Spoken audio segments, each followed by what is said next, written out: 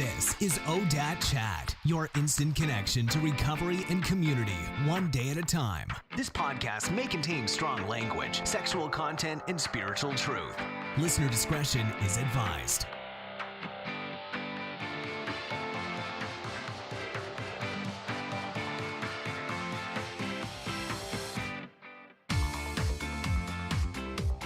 Hey friends, I'm so glad we get to hang out together on another episode of the ODAT Chat podcast. My name is Arlena and I'll be your host. So today marks the beginning of a very special series I'm calling Step Work Calls. Super original, right? But just like the name implies, these will be step work calls, but they'll be anonymous. How did this come about, you ask? Well, I've been spending a lot of time on Facebook recovery groups, and it really surprises me just how many people haven't actually taken the steps yet. So I can't help but wonder, why not? Is it fear? Is it resistance? Is it something else entirely? Well, I don't know. But I thought, why not put the call out for volunteers who are willing to work steps anonymously on the podcast so that others might benefit from listening? So I was really surprised. So many people, I got so many responses that this is actually going to be a big part of the future episodes. So I'll still continue to do interviews, but I got a lot of volunteers. So I'm going to be putting out a lot of content. But before I get into this whole episode that I just did with my new guest, Marion, I would like to introduce you to our show sponsor, Cold Fire Coffee. So Bobby and I have been drinking the medium roast called Styx River Coffee for like months and months now.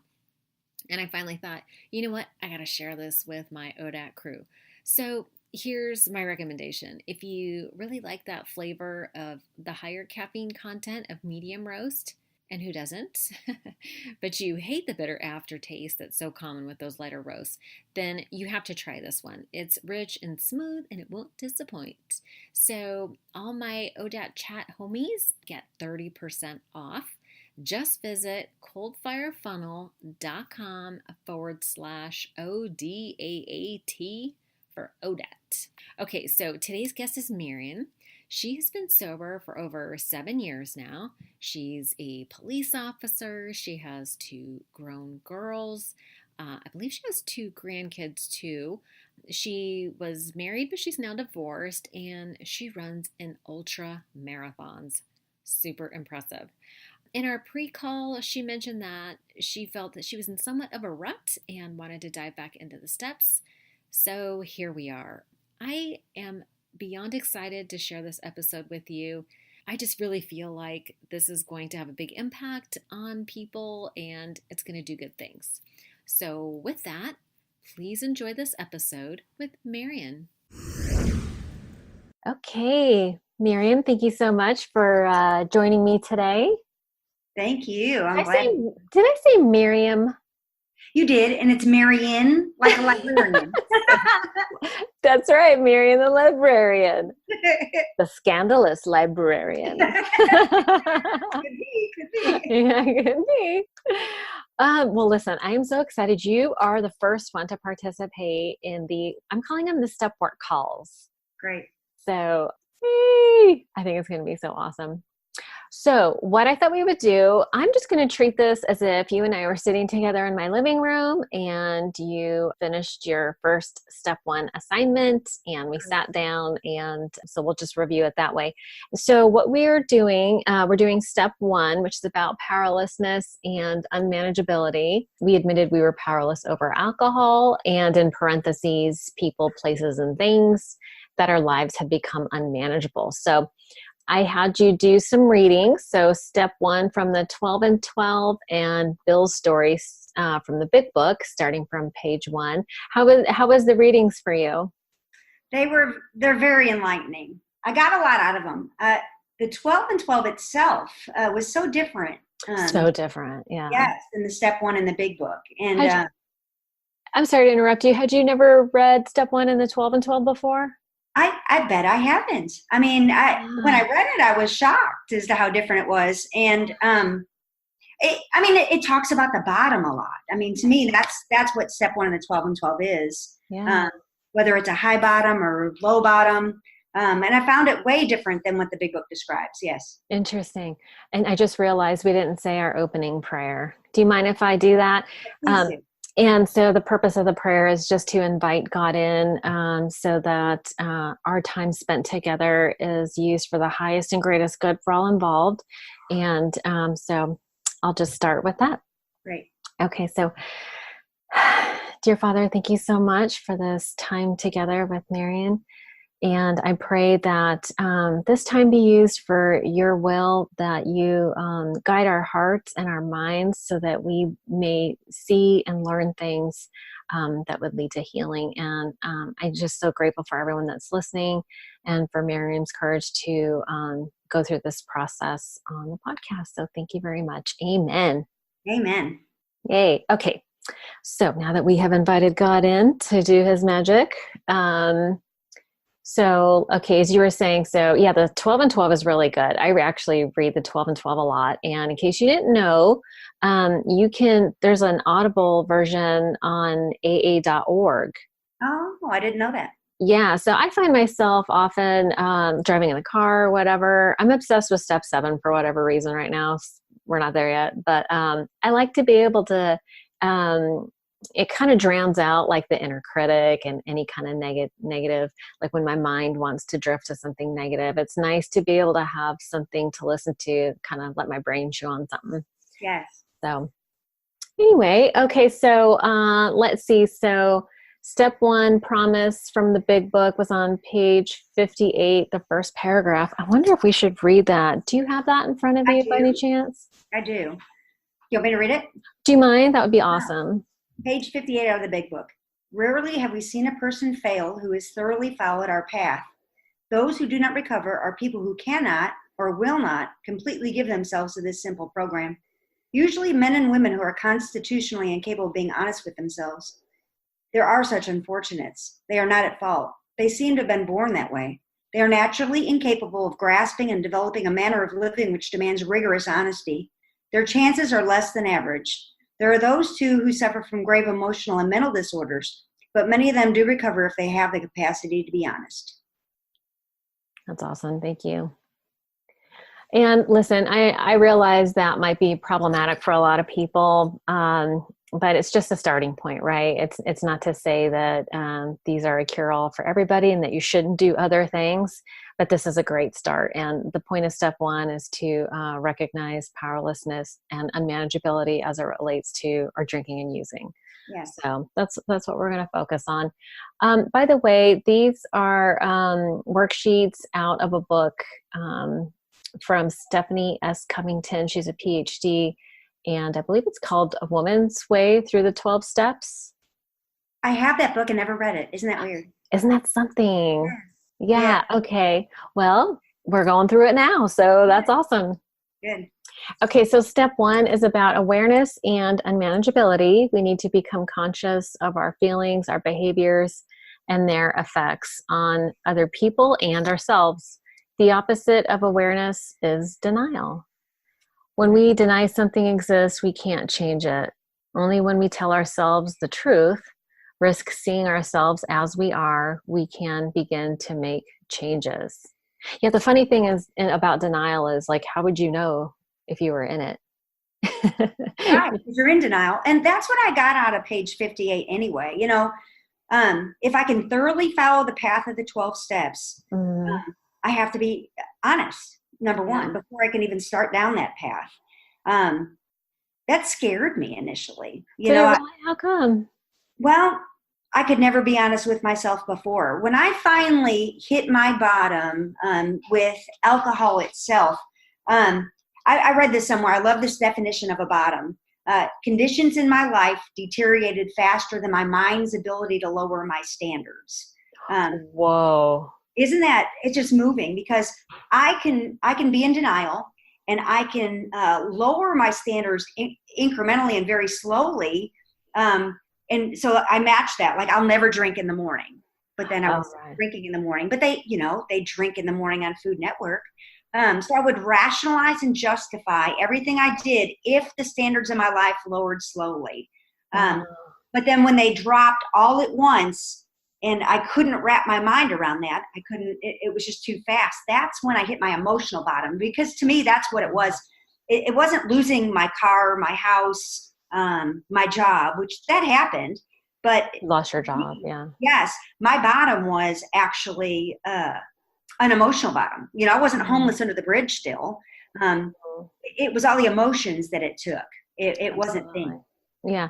And I think maybe it might be helpful to explain what you do or did professionally when you lost your job. I was a police officer of 12 years. Mm-hmm. I drank, I would say, alcoholically from the start. As a 12-year-old kid getting into my mom and dad's liquor cabinet. I never drank just one drink and got that little happy buzz and danced better. I was right. Once I had one in me, I would drink to oblivion. Yeah. Right away. But I never had that mental obsession. I could drink like that. It would trigger that allergy in my body to alcohol. But then I could go several weeks, months, whatever, as a child, as a young adult, and not obsess about alcohol like I did the last few years of my life. Everything evolves, right? Even our drinking. And so over time it does evolve. So it's hard to be a daily drinker at 12. I would imagine. Yeah. Somebody would notice. That mental obsession kicked in. I could rationalize all that away too, being a police officer. I could pass a field sobriety test, even though I had just drank a whole bunch of vodka. So in my mind, because that's the way the law is supposed to work. As long as you can do those balancing tests and things, you're not impaired enough. They only do the test when you fail your balancing tests and the other tests that they give you out on the roadside.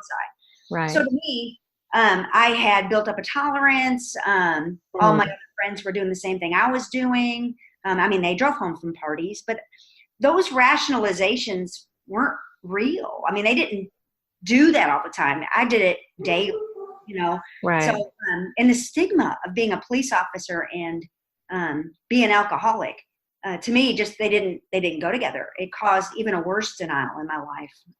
I would imagine, and the shame and the guilt and the secrecy that you have to maintain because you're not allowed to really be honest about what's going on. No, and we get have help. A love approach, right, you're supposed to be, right? Yeah. I'm sorry, I'm going to let this dog out. There we go. Okay. Hi, let's see, professional podcasting in action. That's awesome. Had to let the dog out. So, and I had talked deep, it ran real deep in me. Yeah. For years. I would imagine. Yeah. I've spoken to other, first responders, a firefighter and I didn't realize there was such, stigma about asking for help. We're the ones that help. We're the ones that help other people. How dare we ask for help, or how dare we violate a law or something? That's just not what's expected of us. Yeah. So that's like a whole nother can of worms, I would imagine, a whole nother level of emotional mess to untangle, I would imagine. Yeah. Yeah. Okay. So let's see.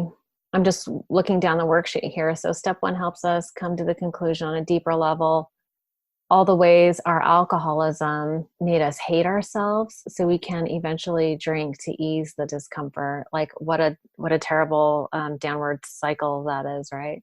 It is. So exercise 1 was about awareness. Begin on your knees with a prayer to your higher power, asking for clarity and direction. Then sit and reflect back over the last few weeks or months and write down all that you feel powerless over and all that is making your life unmanageable.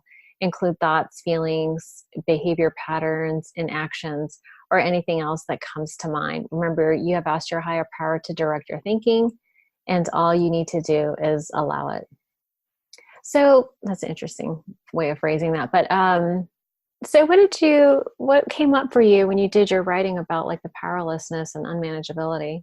Well, and I'm going to be honest, when I read that initially, and I didn't get down on my knees, and I didn't say that's fine. But I started writing things, and they weren't making any sense, and so I stopped, Hmm.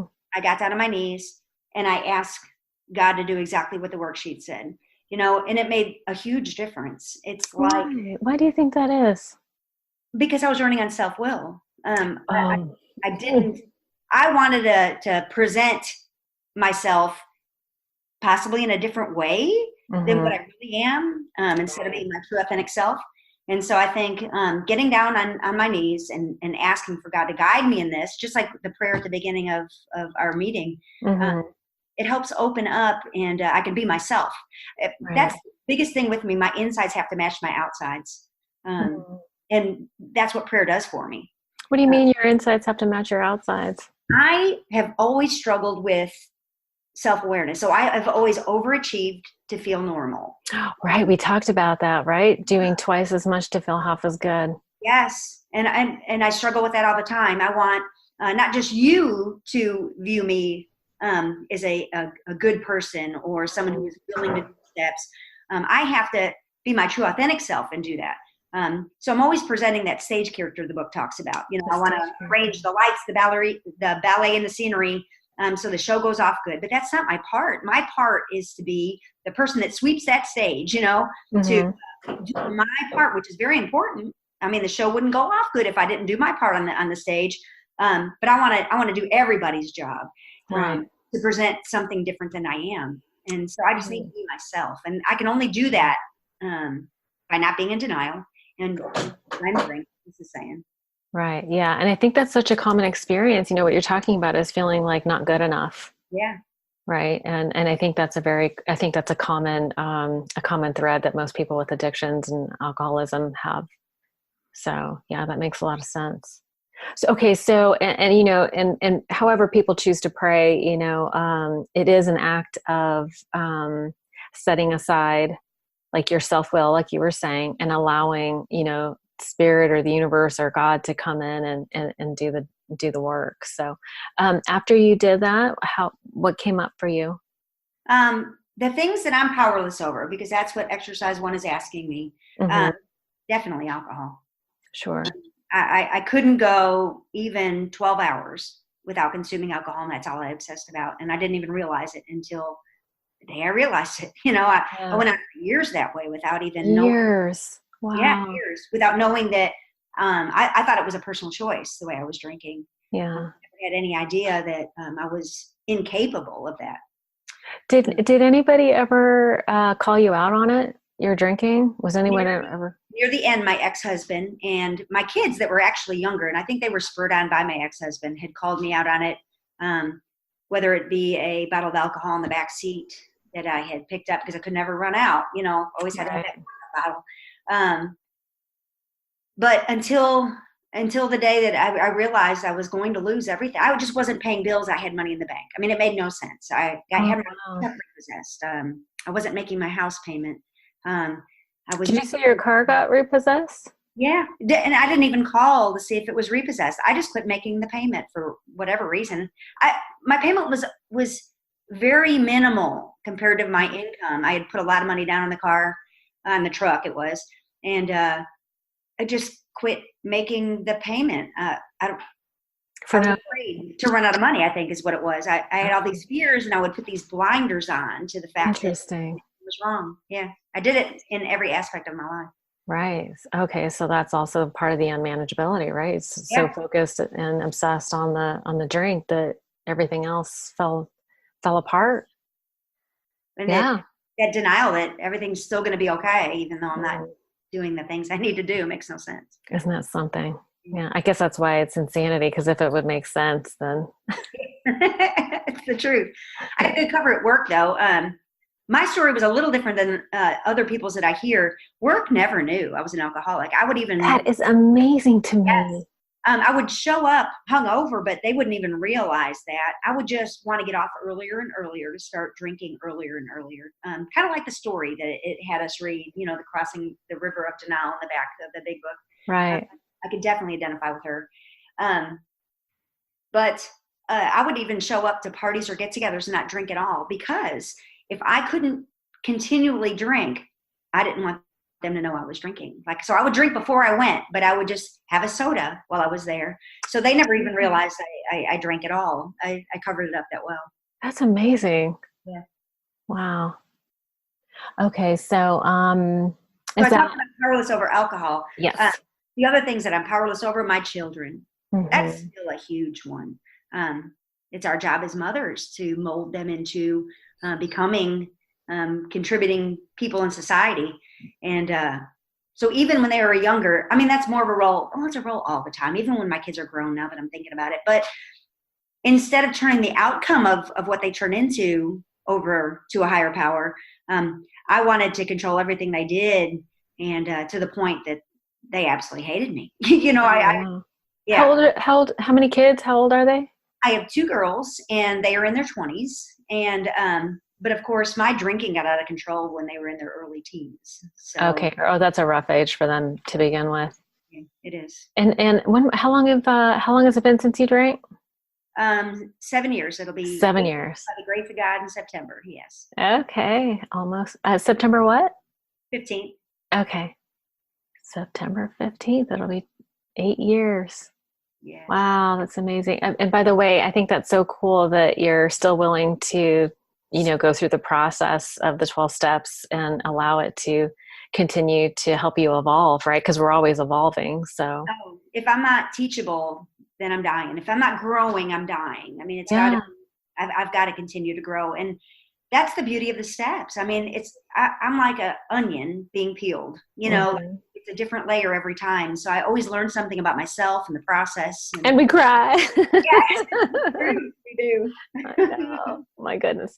Okay. So, powerlessness over the girls, I heard parenting described as, when they're little, like we parent them, like we have to control them. We tell them what time to go to bed. And then when they get a little bit older, then we kind of move into like a coaching role where we kind of coach them a little bit, that they have, a degree of autonomy.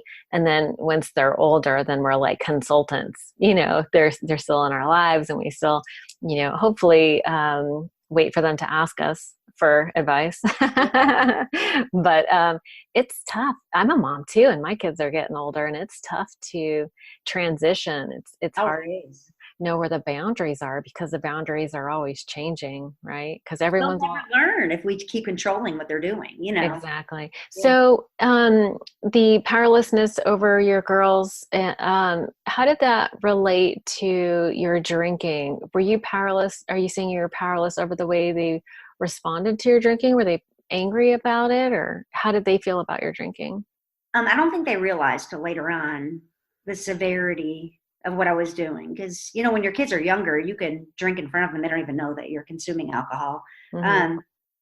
But because I would be so intoxicated while trying to mentor them into, being a normal person with values and morals, I would just go over the top. I mean, I would just harp and control and ground and not want to talk about things.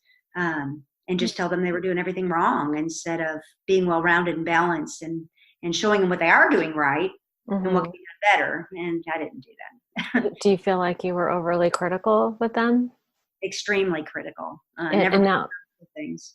Sorry, that was done out of fear, do you think? Out of feeling bad about not having control over your own self? Well, again, I wanted everybody to see me as a good mother. I mean, that was one of my identities.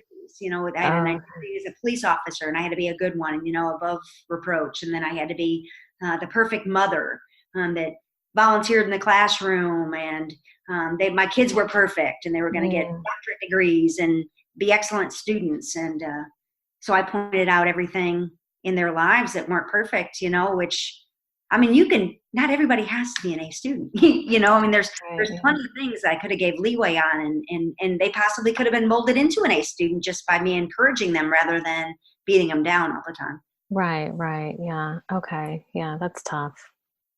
Okay. And I keep interrupting you. What else did you have? I have, people's perceptions of me I'm powerless over. And we kind of hit on that just now. And that's still a daily struggle with me. I still have to check in. I need a tribe of people around me to help me see when my insides don't match my outsides, when I'm saying something but doing something differently, Right. Yeah. I'm powerless over people's actions, not just my children, but even people at work. I was in the Army for 10 years, and I always thought I had a better way to do things. And I would get so mad, I would have to go in another room and cry about it. You know what I mean? Like, Out of frustration? Yes, massive frustration. I wanted it to be done my way, or it wasn't going to be done right. I gave nobody any leeway to do it. Instead of painting a picture of what I wanted to see the outcome to be, being a leader, I wanted to micromanage every step they took to get to that outcome instead of giving them leeway to find their own way. And what was the effect of that type of controlling in the Army? What were your relationships like? And it's very normal to try, especially early on with new soldiers, to do it that way. You have to show them every step so that they know how to get to that outcome. But with seasoned soldiers, you don't need to do that. And so people would retaliate. They would not want to work for me, or the outcome wouldn't be as good because in their mind, it could be done a different way. And so they kind of did it halfway, instead of contributing fully, because I wasn't letting them be creative, Right. Did that affect your ability to get promoted? No, I got promoted. I was a drill sergeant in the Army. I'm sorry. You are just this cute little thing. And it just, I'm looking at, like, this is a podcast, nobody can see you and it's anonymous, but you are just this darling little thing. And it's cracking me up to think of you as such a hard ass. But you can still let people have some control, some measure of control for their job. And I just wanted to micromanage it all, it was sick. Yeah, out of fear. I get it. Yeah, that's not uncommon. Okay, so it affects your work and your relationships with your family, your coworkers. And so this causes you, how do you view yourself going through all these different situations? You start to view yourself as not a good mother, not a good co-worker, or 100%. That's exactly what I would go through. It's almost cyclic. I would think I was the worst mother in the world, so then I would overcompensate by doing more. It's hard not to live in the past too. It's hard not to continually beat myself up for things that I've done with my children, with my job. Now? Yes. Yeah. You reflect back on the past and you feel bad about it? Yes. It's really hard to let go of those things. The state where alcohol brought me. I learned I have coping mechanisms, and I know I can't change the past. The past isn't real. All I have is right now. The future isn't real. So I don't need to be guilt-ridden, because I'll never grow if I stay stuck in the past. I need to keep moving forward and just treat it as a learning event. But that's not always easy to do. No, because I feel like there's like a lot of unresolved feelings about it, right? And so that's I feel like that's what the steps do. Is, for me, it was a process of identifying those feelings and acknowledging them. And I want to skip over to solution. I don't want to stay in acceptance for very long, right? As soon as I see something, I'm like, okay, so what do I do about it? Right? How do I fix it? It's like, but my sponsor would always bring me back to, okay, once we acknowledge it and recognize it, we have to accept it, which means to allow a little bit of space for those feelings to resolve. What we resist persists. Yes. Those feelings that we resistance is the cause of, all the pain is in the fuss, as they say, So, I could see how it's tempting, lead us not into temptation, deliver us from evil. I feel like the temptation is to continue to beat ourselves up. But I think as you share your story, it becomes a point, it becomes an asset, because there's so many of us who can relate to the perfection. You're talking about perfectionism, right? It's like we indulge in perfectionism as a way of that's a coping skill to overcompensate, as you were saying, for low self-esteem to begin with, right? But it's just a vicious cycle, because anything that comes out of a place of fear and control, just there's never, it's tainted with, fear and negativity. And so that can't possibly blossom into something like beautiful and healthy or productive. You know what I mean? Yes. So, yeah, sometimes we have to go through that and share it with others so that we can kind of connect over that. And so it takes the power out of it by sharing it. It does, right? It does. Yeah, no, it's a beautiful thing. So do you have some more under that first exercise? Just one more, and that's money management. Actually, that's a big one. Yeah, because the management part comes later in the steps, but I am powerless over money. I can't continually try to work a million hours in a day to try to get ahead, because I still fall into that same trap I did back when I was at my bottom with alcohol. I'm reluctant to pay my bills, to take the money out of the bank. Oh, okay. Fear of running out of money. So I will wait till the electric bill is due, like the day it's due. And then even then, it's so hard to push the button to pay the bill.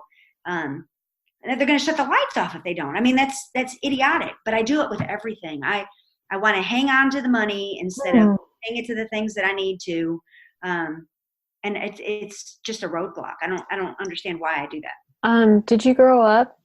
You didn't grow up with any kind of money issue? Like did you grow up poor? No, my dad was an accountant, and my mom was a stay-at-home mom. She was an English teacher, and we had we grew up camping every weekend in Michigan, and eventually had a lake house with boats. Now we didn't get everything we wanted, of course. That they managed their money, but we didn't want for anything. I mean, my mom always made dinner every night. It was on the table. We live in a nice house in the Chicago area.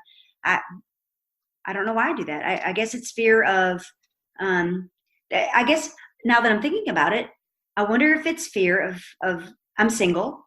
So I wonder if it's a fear of not having a partner as a backup with income as well. That I'm a sole survivor, and if I don't make it, then I'm going to fail, Right. There's nowhere to lean on. I don't have parents to bail me out, or a husband who also has an income, just me. Right. But you mentioned when you didn't pay your car payments, had you been separated already, divorced? Yes, I was divorced by that time. Okay, so is that when it started, like the money hoarding? Yes, and I was never good with money. I mean, I would never manage it well. I never use the budget or anything. But the money hoarding started when I was on my own. You're right, it did. Yeah, that's fear. I mean, listen, I get that. I have a thing with money in the sense that in my mind, I think if I have enough money, then I'll have security. Yes. So for me, it's about security, right? And the book talks about, and especially in the 12 and 12 talks about, we're out of balance with our instincts, that we seek for more than our fair share of security and romance and all that stuff. And so, and in a way, it's almost a higher power. Like if I have enough money, then I'll be okay. It's not like if I'm connected to God, then I'll be okay. My mind goes to money. And that's true. Mine does too. Now that you're saying it that way, that's exactly what it is. I've not turned that over to God at all. The money aspect of it, that God's going to take care of me. Yeah. Now I have found, do you ever get that feeling when you're helping somebody else, and not just giving them money? I don't mean that, but if you help monetarily, like you randomly pay someone's electric bill, or the things we do sometimes is just good acts. Coffee, like you go to a coffee shop and you pay for the person behind you, that kind of thing. Yes, or even taking newcomers out to eat as a group. You'll pay for the newcomer who doesn't have a job right now. Right. I always find that I get money back tenfold. I'm never low on money when I'm doing those things. How does that happen? Girl, I tell you what, I heard Oprah say one time, "You cannot outgive God." I was like, what? Mind blown. And that's true. And I think there's even, I'm kind of a geek when it comes to like neuroscience and metaphysical stuff. And there are laws, like universal laws, like the laws of attraction, the laws of gravity, and whatever you give out, it comes back to you tenfold. And does that even make sense? It's money. It's math. It's you make a set income, but that's not the way it works. I swear, money is energy. really, at the end of the day, money is just energy, right? It's just paper, right? So we assign meaning to it. Yeah. And, we project meaning onto it, and we trade it, and we all agree it's this mental construct, but really behind everything, it's just the intention. And so when we're hoarding, it's like that energy it's not flowing. You know what I mean? Like when we're hoarding it, it's like everything becomes stagnant. That energy becomes stagnant. And I say I hoard money, but it's not like I have a lot in the bank either.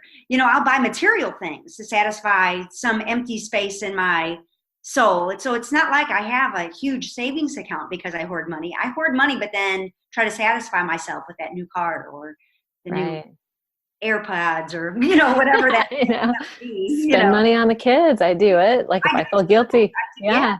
I show my love to my kids sometimes with money. I do it too. I want to pay for everybody's dinner when we got to eat, or buy the new outfit or the new wrestling gear for my grandson. Cute. Yeah, it's always something. Yeah, I get it. Yeah. But it's interesting to sort of kind of unravel that a little bit and find out what the fears are behind all that. So what else you got? That's all I have as far as the first exercise. Okay. The things I'm powerless over. And in terms of unmanageability in relation to your drinking, can you recall, times where you clearly were, your life was unmanageable because of your drinking? You mentioned losing your job. I would be in denial that my life was unmanageable. I would even, I love to exercise. I'm a runner. Mm-hmm. But back then I was in a triathlon training group. So I thought, how can I be an alcoholic? You have those epiphanies every once in a while where maybe I am drinking too much. But how can that be? Because I'm a triathlon person. I'm training for this triathlon, which, by the way, I never did. I just trained a lot for them. So I would tell myself, don't drink the night before so that I can do this extensive workout the next day. But as soon as the workout was over, I would be at the liquor store to get a bottle, even though I only live 15 minutes from the gym itself, so that I could drink on the way home, so that I could get home and I would already be started drinking so that I can hide it and try to pace myself all night. But there is no pacing myself. I would overshoot drinking to the point where I would have functional blackouts.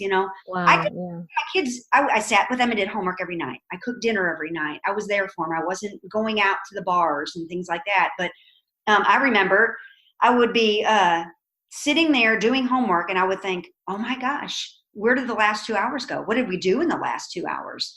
And the kids would be like, Mommy, going to do the dishes? I'm like, we ate? I mean, I wouldn't say that out loud to them, but I would drink so much that I would have these functional blackouts. But to me, I thought everybody had those. It's an unrealistic expectation. I knew people didn't have those, but that's how I would try to fool myself. My daughter was in cross country, so I would try to drink before we went so that no one, but not too much, so no one would realize I'm drinking. But I would put vodka and Sprite in a water bottle, try to drink while I was there, while I had vodka hidden in the car, so that when we came home, I could, on the way home, I had another bottle to drink, so that I could then drink heavier when I got home because I didn't have to drive. But I was drunk before we went, legally. All these rationalizations that when you say out loud now make no sense whatsoever. Right. So you were drinking with the kids in the car? Yes. Yeah, drunk driving with the kids in the car. Multiple, almost daily. And when I look at that, I think that's fair to say that's unmanageable. A sign of unmanageability. Extremely unmanageable. Yes. I couldn't go any time throughout the day without thinking of alcohol. I wouldn't even get to work and I wouldn't drink at work. But by this point I had a desk job. I was the public information officer for my police department. So I was the one on the news and the radio. Oh, wow. I'd be sitting at my desk and I would, all of a sudden my hands would start shaking. And I thought, oh my gosh, do I have brain cancer? I mean, I would think that. I had I couldn't use my brain to realize that it was DTs. I mean, that's exactly what it was on a daily basis. I totally had my mind convinced that there was something physically wrong with me other than my alcohol use, even though as a police officer, I saw people in DTs on a regular basis. Of course I did. but I was in such denial, I never even realized. Wow. Yeah. It's amazing how we can delude ourselves. Yeah. Yeah. Wow. Okay. So lots of unmanageability, Yeah. To the lots of extreme. powerless, no power really to control how much you drank. No, but I never realized that. I wasn't one to know I was an alcoholic. I Right. totally rationalized it away. And I swear, if you hooked me up to a lie detector test, I would have said that I was not and would have Yeah. passed. You would I have mean, passed it because you believed it. yeah. 100%. Wow. That's amazing. Okay. So are we ready to go to the second exercise? We are. We covered a lot of it too already. Yeah. It says, what are some examples of your behaviors and actions, acting out, that have come to light that you are feeling powerless over as a result? Okay. Yeah. We did go over a lot of that. Yeah, we did. Almost every one of them. Almost everyone. Okay. And then, so do you want to just jump to exercise 3? Yeah. Negative. Okay. So describe the negative consequences and destructive behavior caused by all of the things in exercise 2 that you're feeling powerless and unmanageable over. So it's kind of like a 3-parter, and you can answer it in any way you want, but I'll just read it. So how does this affect your daily life? How does this affect your health, self-esteem, how you are part of the world? And is this affecting your life goals and impeding your spiritual progress? In relation to how these things affect my daily life is fear. I mean, huge fear of being found out, because fear of people knowing, even today, that I'm an alcoholic. Though I have 7 years sober, I'm pretty open. I mean, the people, I am a police officer again. I did lose my job in the course of my bottom. I was out of policing for 4 years. Mm-hmm. When my old chief came up to me and said, "Do you miss it?" He said, "You're a wonderful police officer, and your calling is to be a police officer. If you don't want to do it, that's fine, but otherwise I will go to any lengths to help you get back into it." Wow. He said, "I'll not only write you a letter of recommendation, I will visit city councilmen, I will talk to chiefs, I will drive wherever you want to work." And so I got back into it, but I got back into it with a new mindset. I had been tainted back then. Over the 12-year period, I started thinking that there were no true victims. Everybody was a perpetrator. That everybody was just corrupt, and actually on alcohol and drugs. That's what I thought. Like everybody was tainted by those things, and they were the evil and corroding thread. That was for everybody except myself. I still thought I was above reproach. I was above the law. I was above. Not that I could commit violations of the law, but I just thought I was a better person than the average citizen. Mm-hmm. But these, like you were on a higher moral standard. Yes, even though I was doing things that everybody else was doing, in the world was doing. Mm-hmm. And some people need consequences, and some people need a break, and that's called officer discretion. So you don't always, in most instances, have to arrest somebody when they commit a crime. If you think they learned their lesson just by being stopped on a traffic stop, you don't have to write a ticket, in other words. So when I realized I was an alcoholic, that fear of being found out was just horrifying, because here I am holding, I'm the judge over everybody in my mind, when really I'm doing worse than half the people I dealt with on a daily basis, So I didn't want people to find that out. I kept my sobriety secret for the longest time, even though I was helping people in the community. And it got back to my old chief, and that's really one of the reasons he came to me. It got back to your old chief that you were helping people? Yes. One of my amends, and I know we're not that far yet, but one of my amends was I was going to help people that I had dealt with on the street that needed help, that I could find. And they were singing my praises back at the police department. And so at least I heard that from several officers. Oh, you did? Yeah. And, when you're living a good way of life, it really doesn't matter if it's the 12 steps that are getting you there or if church got you there, whatever method got you back to that. And that's what my chief recognized. But that fear, even today, like people at work know that I'm in recovery. Mm-hmm. They know most of my story. I go to treatment centers sometimes and tell my story. But to some of the people, like prominent people in society, I have a problem talking about it. And that stigma is still there in my mind. I still judge myself. Yes. So fear of finding out in some respects is still there for me. Well, yeah, and that's fair because, and I don't always tell people that I'm in recovery right away. Like I let them get to know me first. Yes. And then I'll share that with them. But I don't want that to be the first thing because I'm concerned. There's still that stigma.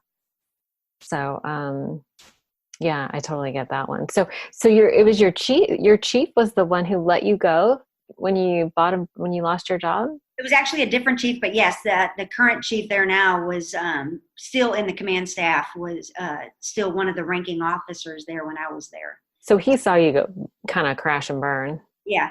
And I have no resentment against the police department. They didn't just let me go because I was an alcoholic. They let me go because I lied about several things that I was doing, which was because I was an alcoholic, Right. You can't be a police officer and lie about why you were in your unmarked city-owned vehicle and you got rear-ended when you weren't working. You know what I mean? Like It was things like that I was doing. It didn't make any sense. But when I lied, there was no recourse. But when they realized that it was this disease, it was, and I was taking steps to correct that in my life.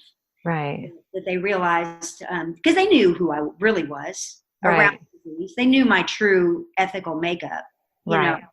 When that disease component is removed, then they knew who you really were. Exactly. Yeah, and I would venture even to point out that being dishonest and then getting into those situations where you get rear-ended in a government O-card, that's part of the unmanageability, that not being able to be honest, and that's part of the unmanageability. Because I was a good person even before when I was drinking. It's just that the disease took over, and I did all those horrible things, but that wasn't my true authentic self then. I mean, there's a reason drugs are illegal. Yeah. It's true. It makes us bad. It is true. Yeah. Do you feel like, okay, so how did these things affect your daily life? So we kind of went over that. How does this affect your health, self-esteem? Self-esteem is the one that I think takes the biggest hit. Don't you think? Yes, 100%. If I can't be perfect, I'm worthless. Right. Yeah. And for me, like if you walk it back, it feels like everything starts from a level of self-esteem, right? Like we drink to change the way we feel, and then we get used to doing that. And then all these other things evolve and grow out of that. So, but it really starts with the self-esteem, but it's, when you're in that sort of tumbler in that cycle of drinking and then having a consequence and then drinking some more to cover that up, it's just like your self-esteem just continues to take hit after hit after hit. Was that sort of the case in your world too? I was an officer for 12 years, and that whole 12 years, I thought that any day they were going to walk in and say, you're a wonderful person, Marion, but you're just not quite good enough to be here. I mean, that's the mentality I had. Because I drank to cover that kind of thing up, I didn't love myself. I mean, I would go to any length to get everybody else around me to love me, but I couldn't love me. I mean, there was no. Yeah, that's interesting. My sponsor, the first time I had ever heard this idea, she would ask me, "Can you love your unlovable parts?"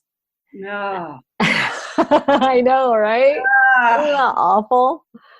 And but to me, it felt like a challenge. It's like she laid the gauntlet, and it's like, oh, can I? I understand that that's sort of the idea to evolve towards. Yeah. Right. We do esteemable acts, like you were in service, and then your self-esteem starts to, get better. But,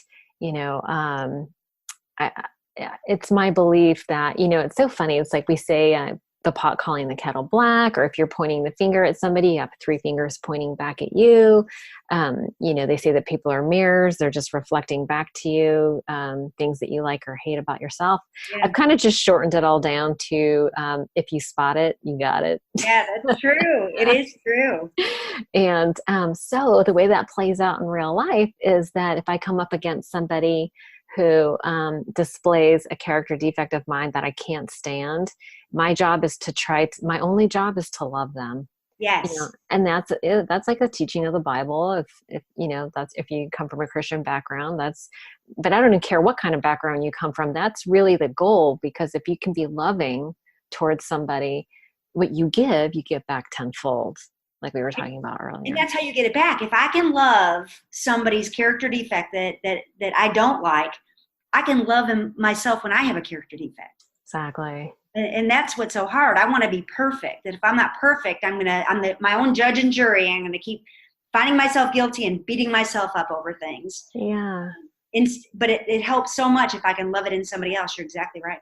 Yeah. And then and that's how it begins, is that we learn to, be loving towards others, and that we're able to give it to ourselves. But the truth of the matter is, it's like, I have, everybody in my life has some kind of character defect, but I can see past that to the good things. You know what I mean? Like, I value the good things more than I want to punish the bad things. Yeah. So that's different today than it was yesterday. So that's kind of the goal to keep in the back of the mind, kind of a thing. But I think that's why we all need to talk about this stuff too with each other, because if we don't, we'll never realize we're doing it. Yeah, no, absolutely. Because all this stuff starts with a thought in my head. My mind races with a million thoughts a day. If I don't slow it down, I don't even realize what those voices are saying. Isn't and they can spin in that negativity unless I have a close-knit group that I can share them with, and they can say, "What are you thinking?" Right? Is that really true? Yeah, that's the beauty of the rooms too. Yeah, everybody brings their crap to the table. Yeah. So it's nothing to hear somebody talking about how unmanageable their current life is, even though they've been in sobriety for a long time. They can talk about how they downed somebody or yelled at somebody or got fired and it was their fault. And it makes you be able to open up, and be able to share those things. Because if we don't share them, they're just secrets that grow like weeds inside of us. Yeah, it festers, and we get all twisted out behind it. Yeah. Yeah. How often are you going? Are you going to meetings? I go to about 2 meetings a week is all right now. Mm-hmm. To beautiful podcasts. You like the podcast? Yeah. I'm training. There's so many, by the way. There's not too many. There's. I like the variety of the different podcasts. There's meetings online, even as podcasts that I listen to. Yeah. But I do have a close tribe. To me, that's the main thing I need. I need personal people. We need each other. People. Yes. Mm-hmm. So I do stay close to them, even though I'm only going to a couple meetings a week. Our meetings, we don't have a morning meeting. We have a noon and an 8 p.m. generally speaking most days. And I work 1 p.m. to 9 p.m. So I can only go on my days off. Right. But between podcasts and my tribe of close friends, I'm connected. You're connected, yeah. And your higher power, you probably practice something on a daily basis. Yeah, I sure do. Yeah, I totally get that. Well, listen, was there anything that you felt like we left out? No. Mm-mm. All right. Well, listen, I'm super excited. I don't know how long we've been talking or anything, but I feel like you did really good work. Good. Thank you. Thank you so much for being willing to, put the time in and come on and share that today. I felt like I got to know you a little bit better, and I'm so grateful that you're willing to let me, talk about recovery, because as we talk about it, it reminds me of all the things I need to hear too. So yeah, got to give it away to keep it, right? That's right. Well, listen, so we'll work. So you have step 2. Yes. Okay. So just when you're ready, when you're done with that, just let me know and we'll schedule step 2. Sounds good. Okay. Listen, you have a great night. Thank you so much. Thanks, Arlena. You too.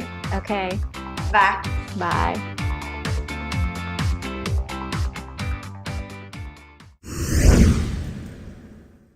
One last thing before you go, if you enjoyed the podcast today, please don't forget to subscribe on iTunes or Stitcher and leave a review.